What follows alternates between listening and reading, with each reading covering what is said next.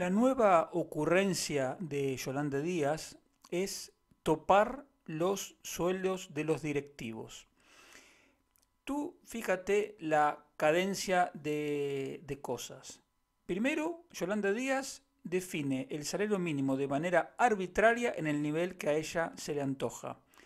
Inmediatamente después relanza la propuesta de querer reducir la jornada laboral pero manteniendo los salarios, es decir, es como un aumento de sueldo encubierto, porque si tú trabajas menos y produces menos pero cobras lo mismo, es como que te han aumentado el sueldo.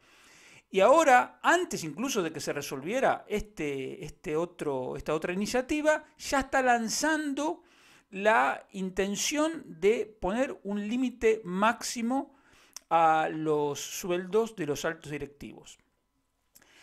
Hay quien considera que estos son debates incluso interesantes, pero yo creo que eso significa no tener claros los principios. Si uno está a favor de la libertad de contratación y uno está a favor del Estado de Derecho, tiene que estar rotundamente en contra de esta propuesta de poner un salario máximo a los directivos o a quien sea. Porque simplemente es un tema que no le compete al gobierno, ni me compete a mí, solo le compete a la empresa en particular, a los accionistas, a los directivos, a los propietarios, a quien sea. Porque si admitimos que el gobierno también puede opinar en ese terreno, seguimos avanzando en el Estado y le estamos dando la posibilidad de que opinen lo que quiera.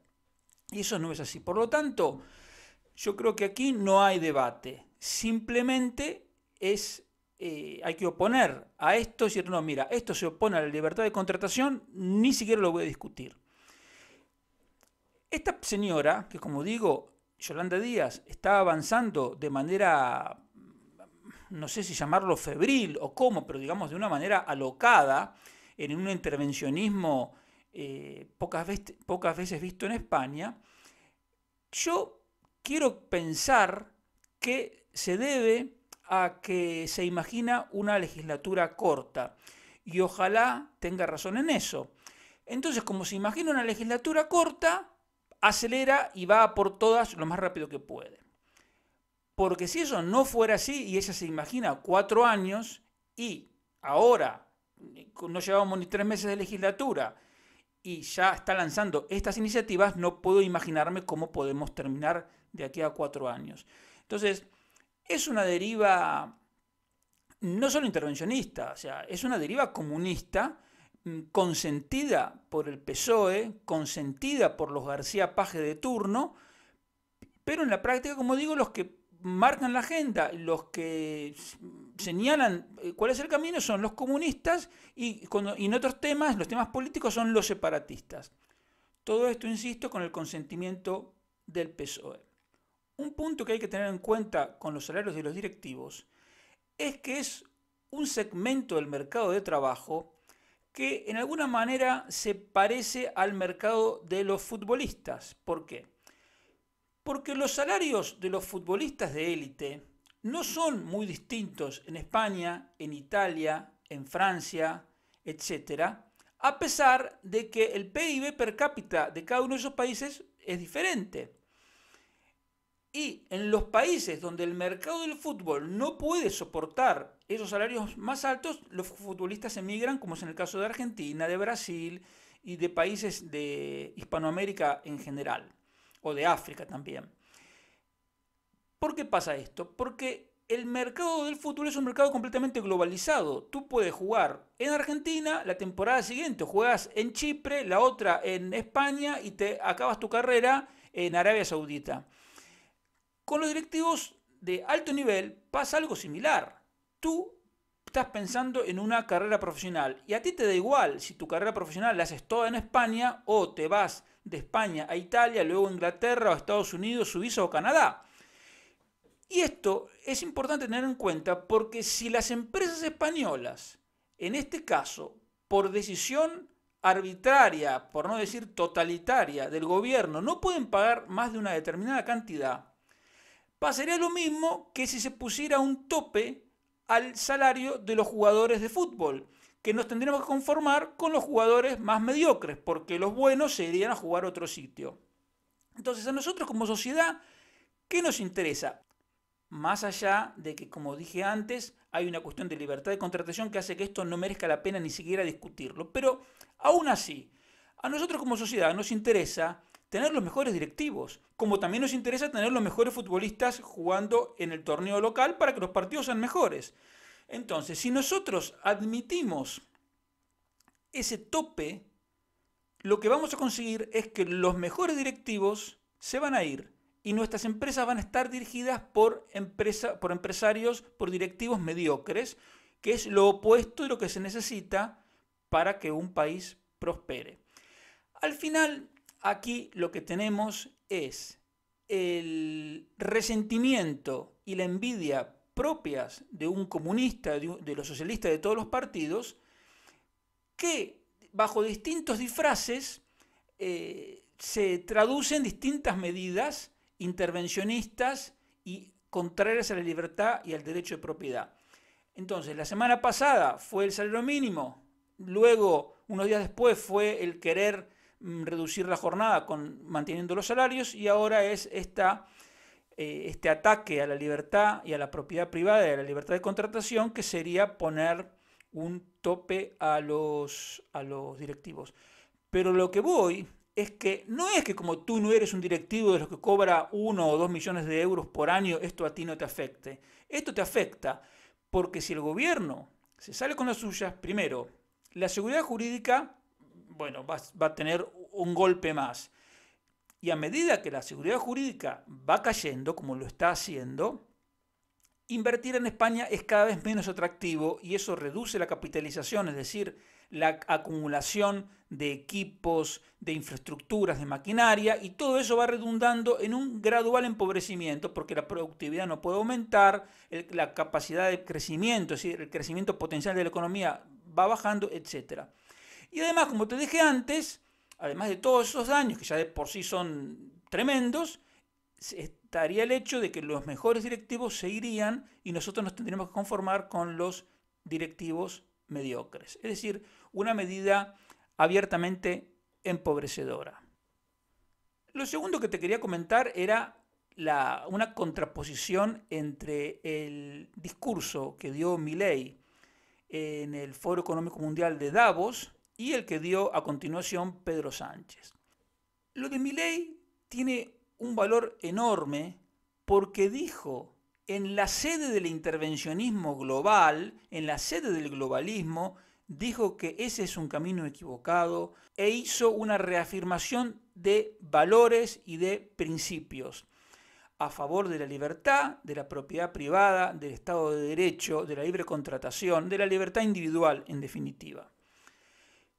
Y lo respaldó con la narrativa que ya conocemos, que gracias a ese camino de libertad, Argentina pasó de ser una tierra arrasada a ser el país más rico del mundo en 1895, la narrativa vinculada con la revolución industrial y en general con el avance globalmente del capitalismo que permitió reducir la tasa de pobreza de un 95% a un 5% en la actualidad. Es decir, nunca hubo proporcionalmente menos pobres que ahora en el mundo.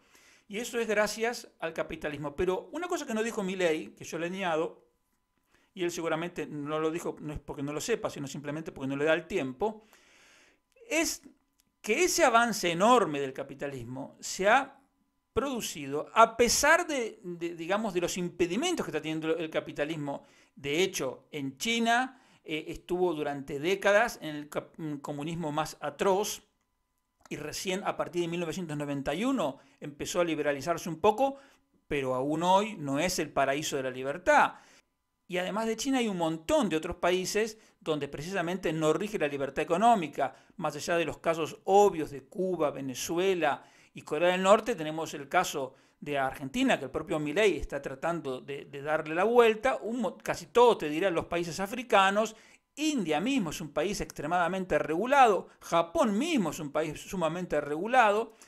Y España vivimos cada día nuevas regulaciones. quiero decir, el capitalismo es una máquina de creación de riqueza tan potente que a pesar de los impuestos, el intervencionismo, los países comunistas, los ataques a la propiedad privada que se suceden día sí y día también, a pesar de todo eso, ha permitido un avance extraordinario. Como si eso no fuese suficiente, Milei tuvo el valor de decir, insisto, en la sede del globalismo mundial, que los neomarxistas están reproduciendo la lógica de opresor oprimido, que es lo que para ellos, para los marxistas, rige la historia de la humanidad, es decir, los explotadores y los explotados, están reproduciendo esa lógica de conflicto, por ejemplo, bajo la forma del feminismo, bajo la forma del ecologismo, bajo la forma del animalismo, etcétera, etcétera.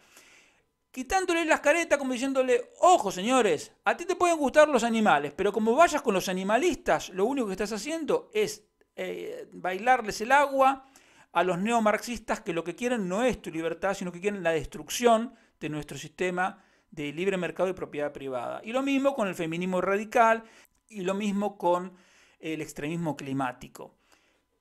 Porque como también dijo Milei, lo primero, digamos, el liberalismo ya tiene parte de la base de la igualdad de todos los seres humanos por su propia condición de ser humano. Entonces, a nosotros nadie nos tiene que venir a explicar la igualdad entre sexos, ni entre gordos y flacos, ni entre rubios y negros, ni nada, porque justamente el liberalismo parte de la base de la igualdad de todos los seres humanos por el simple hecho de serlo.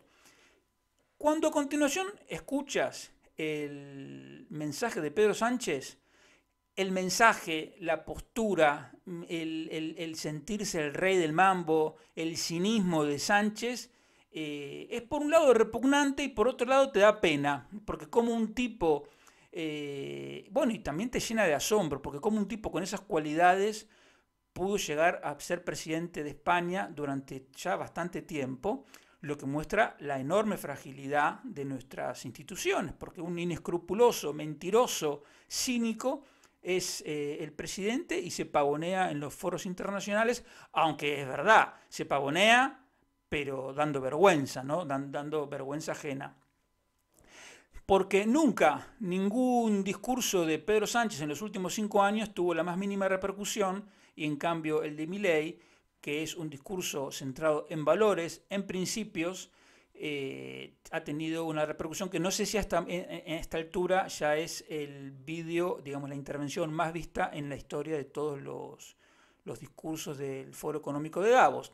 Sánchez lo que hizo fue tratar de decirle a los empresarios que no hay que creerse, básicamente lo que había dicho Milei, sin aportar ningún dato, ningún razonamiento lógico, simplemente hay que creerle a Sánchez porque él es Sánchez. Y empezó a, digamos, profundizar en la idea de, imaginemos, si no se hubieran alcanzado los objetivos de la Agenda 2030, digamos, si no se hubiera puesto en marcha esa agenda liberticida y entonces la temperatura del planeta fuese 1,5 grados mayor, etcétera, etcétera, entonces... Vamos, lo que quiso decir es no solo abrazar como algo bueno toda esa agenda liberticida, la Agenda 2030, sino intentar convencer a los empresarios de que eso era bueno para sus negocios. Piensen en el largo plazo, les decía Sánchez. Sánchez, que es un tipo que vive pensando de hoy para mañana, que hoy te miente porque quiere llegar a mañana y mañana ya te dirá otra mentira. Ese caradura cínico es el que le dice a los empresarios que piensen en el largo plazo y que acepten los altos impuestos y que es bueno redistribuir y que es bueno aceptar todo tipo de intervencionismo. Entonces simplemente me pareció interesante destacar el contrapunto entre el discurso de Milei, digamos, de profundidad moral, basado en valores, en principios y además en la experiencia práctica argentina, que por seguir hasta el fondo todas las ideas que defiende Sánchez pasó del ser el país número 1 en 1895 a ser ahora el 140. Y por otro lado, como digo, la chulería de Sánchez, que dice no le crean a estos reaccionarios, hay que oponerse a la ola reaccionaria, pero ¿por qué hay que oponerse? ¿Tú qué idea mejor tienes? ¿Qué argumento das? ¿Qué evidencia muestras? Ninguna. Entonces es una cosa simplemente de vergüenza ajena. Ahora, lo lamentable, repito una vez más, es que este personaje sea presidente de España y una vez más muestra qué frágil son nuestras instituciones, porque muestra que cualquier inescrupuloso puede llegar al poder, y esto es algo muy peligroso porque lo pagamos en términos de bienestar y de libertad. Y el último tema que te quería comentar es el del empleo, pero visto desde una perspectiva más amplia. Dentro de unos días se va a publicar la encuesta de población activa del cuarto trimestre.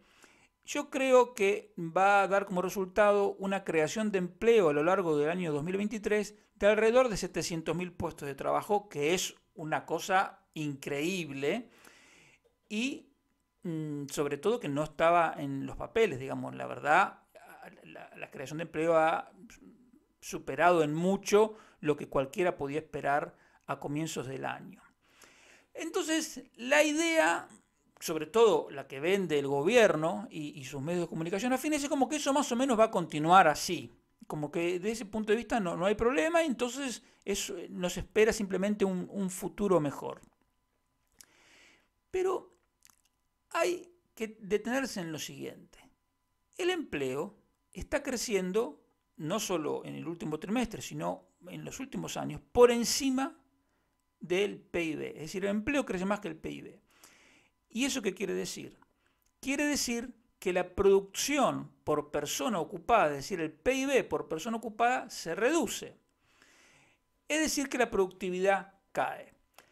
Ahora, en 2023, la productividad es un 4% menor que la de 2018 y es más o menos la misma que en 2011. Es decir, que en 12 años la productividad no aumentó. ¿Y qué tiene que ver el tema del empleo con el tema de la productividad? Tiene que ver porque si tú no produces algo o produces menos, es imposible que se te mantenga el mismo salario. Esto es fácil de visualizar si tú, por ejemplo, te imaginas una fábrica de pantalones. Tú produces 100 pantalones por mes, entonces cobras el equivalente a 100 pantalones por mes. Si tú quieres cobrar más, tendrás que producir más de 100 pantalones. Lo que ocurre en España es que en promedio cada uno produce menos pantalones que antes, pero los salarios están aumentando y el salario mínimo ha aumentado 30 puntos más que la inflación en los últimos 5 años. Entonces esto es simplemente insostenible, porque si tú estás cobrando algo que no estás produciendo, de alguna manera se está financiando. Se financia de distintas maneras, con una reducción de los márgenes empresariales, con una menor inversión por parte de las empresas, con deuda pública, que es la que paga los salarios a una abultada nómina de empleados públicos, con pérdida de competitividad, etc. Ahora, el punto que a mí me llama la atención es que esto, que es crucial, se está pasando por alto, a pesar de que España tiene una experiencia muy relevante a este respecto. Desde 1995 hasta 2006, la productividad, es decir, el PIB por persona ocupada, cayó prácticamente de manera continua. Entonces, en el 2006, cada ocupado de media producía alrededor de un 7% menos que en el 2005. Pero al mismo tiempo, los costes laborales habían crecido un 7% por encima de la inflación. Entonces, si tú sumas por un lado la menor productividad y por otro lado el aumento de los costes laborales en términos reales, es decir, por encima de la inflación, tienes como resultado una pérdida de competitividad enorme. ¿Y eso cómo se financiaba? Eso estaba básicamente concentrado en el sector de la construcción, que podía financiar esa pérdida de competitividad porque permanentemente aumentaba el precio de los pisos. Imagínate que primero tú construías una casa con 10 empleados. Luego, para construir la misma casa necesitabas 12 empleados. Una pérdida de productividad enorme porque necesitas un 20% más de gente para producir la misma casa. Bien, pero ¿cómo lo financiabas? Lo financiabas porque aumentabas el precio de esa casa. En este caso lo habría aumentado un 20, un 30, un 40%. Y eso a su vez se podía pagar, o sea, había demanda para pagarlo porque los bancos daban las hipotecas y a su vez los bancos se endeudaban con los mercados básicamente en Francia y en Alemania. Entonces, toda esa pérdida de competitividad que arrancó en el 95 y que llegó al 2006, al 2007, hizo que España tuviera el déficit exterior, el segundo déficit exterior más grande del mundo. El más grande era el de Estados Unidos y el segundo era el de España. La historia terminó como terminó. Como Zapatero no quiso tomar ninguna medida, no quiso restringir el crecimiento del gasto público, como le advertía el Fondo Monetario Internacional, no quiso tomar ninguna medida y él pensó que era el ignorante de Zapatero, decía que en 4 años íbamos a alcanzar a Alemania, o sea, es tan burro en economía que se creía en su mente que íbamos a poder alcanzar a Alemania en 4 años, había que crecer el doble que China y a lo mejor así ni siquiera llegábamos. ¿Y cómo terminó? Que cuando no se pudo seguir renovando esa deuda, las empresas empezaron a quebrar y los empleos empezaron a desaparecer. España tuvo 23 trimestres seguidos, 23 trimestres, son casi 6 años seguidos de destrucción de empleo. Entonces se perdieron 3,7 millones de puestos de trabajo entre el 2007 y comienzos de 2014. Porque antes de ese momento, mientras se perdía la productividad, ¿qué pasaba? El empleo crecía más que el PIB. Bueno, a partir del 2007 empezó a ocurrir lo contrario, sobre todo a partir de 2008, que el empleo caía más que el PIB, entonces la productividad empezó a recuperarse. Así fue que en el 2014, después de toda esa destrucción de empleo bestial, la productividad había aumentado un 12% con respecto a 2006. Y después del 2014 siguió creciendo hasta el 2018, precisamente hasta la llegada del gobierno sanchista-leninista. Luego, en el 19 la productividad cayó, en el 20 se desplomó por la pandemia, en el 21 se recuperó fuerte, en el 22 también se recuperó, aunque con menos fuerza, y el punto es que a partir de la segunda mitad del 2023 la productividad volvió a caer. Entonces llegamos a lo que te decía antes, que hoy la productividad es no solo 4% más baja que en el 2018, sino que es similar a la de 2011. A lo que voy, que luego de haber vivido esa experiencia horrenda que fue 6 años seguidos de destrucción de empleo, porque se consintió una pérdida de productividad, estamos otra vez volviendo a vivir lo mismo. ¿Por qué? Porque siguen manejando la economía los mismos irresponsables que no entienden el proceso de creación de riqueza y entonces creen que solo es cuestión de repartirla. Cuando te dicen cuánto empleo se va a crear en 2024, y yo te digo, mira, ese punto no es demasiado importante, porque si no aumenta la productividad, es pan para hoy, hambre para mañana. Si tú tienes un empleo que no es productivo, en realidad lo que tienes es una beca, es una prestación, tú tienes un ingreso que está financiado. Antes se financiaba con deuda exterior y ahora se financia de distintas maneras. Pero si no tienes un empleo productivo, tu puesto de trabajo no es sostenible, simplemente no se puede financiar. El 1.700.000 de puestos de trabajo que se crearon desde 2018, como la productividad desde entonces cayó un 4%, incluye una gran parte de puestos de trabajo que en realidad no son puestos de trabajo, porque no son productivos, sino que son como becas. Y ahí está el problema. Entonces, en la medida que siga esta dinámica, se siga creando empleo, pero improductivo, lo que estamos haciendo es seguir agrandando este problema. ¿Cuánto empleo se va a crear en 2024? No es lo más relevante, porque si no arreglamos el tema de la productividad, es que ni siquiera van a estar a salvo los empleos que se vienen creando en los últimos años. Entonces, es un tema realmente muy preocupante. No me malinterpretes, no quiere decir lo que te estoy diciendo que obligatoriamente haya que vivir una crisis para recuperar la productividad. No, el gobierno podría tomar muchísimas medidas como fomentar el crecimiento de las empresas, porque las empresas cuanto más grandes son más productivas, podría reducir el déficit fiscal o incluso eliminarlo para que la deuda pública no crezca más, eliminar los impuestos distorsivos, dejar de aumentar los costes de producir en España, como la subida arbitraria del salario mínimo y un montón de cosas más que se podrían hacer. La mala noticia es que este gobierno comunista está haciendo exactamente lo contrario de lo que se necesita para aumentar la productividad.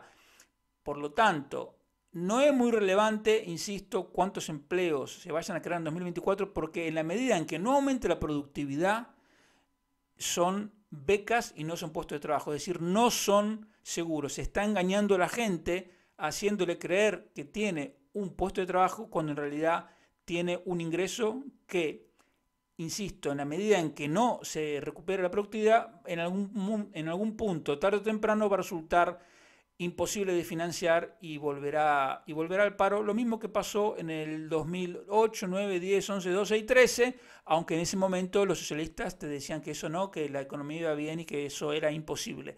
Ya lo vivimos, estamos cayendo, bueno, nosotros no, los socialistas que gobiernan están golpeándose con la misma piedra 2 veces, pero como siempre digo, si el hombre es un animal que tropieza 2 veces con la misma piedra, si es socialista, puede tropezar 3, 4, n veces.